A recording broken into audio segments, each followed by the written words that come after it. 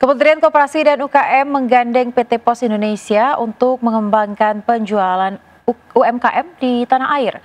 Salah satunya pemirsa dengan memanfaatkan 42 titik aset PT Pos yang bakal dimanfaatkan sebagai ruang kreatif publik sekaligus penjualan UMKM seperti Pos Blok. Kementerian Koperasi dan Usaha Kecil Menengah bersama PT Pos Indonesia menggandeng pelaku UMKM untuk membangun fasilitas UMKM.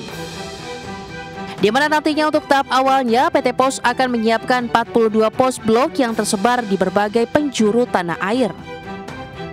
Menteri Koperasi dan UKM Teten Mas Duki menyebutkan pembangunan pusat UMKM ini nantinya akan dibangun dengan memanfaatkan aset bangunan Pos Indonesia di mana akan diisi oleh produk-produk UMKM. Teten berharap pembangunan pos blok ini bisa membantu membuat UMKM RI bertransformasi hingga naik kelas. Dengan demikian UMKM tidak hanya menjual produk tetapi juga punya brand value. Ini akan betul-betul punya dampak besar bagi peningkatan penjualan atau omset UMKM kita.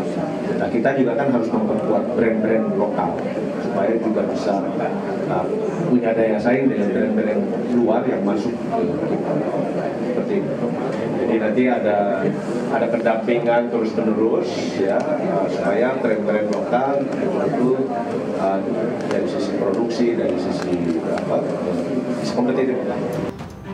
Sementara itu, Direktur Utama PT Pos Indonesia Faisal R. Jumadi menambahkan dengan adanya kerjasama ini dipandang sejalan dengan transformasi yang dilakukan Pos Indonesia, di mana kantor-kantor pos akan ditransformasi menjadi UMKM Center.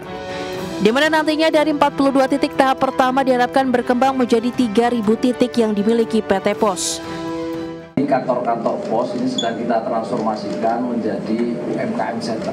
Ini pas ini kata orang Jawa tumbuh ketemu tutup. Ya. Ide Pak Menteri kita sambut baik karena persis sama dengan upaya transformasi yang kita lakukan.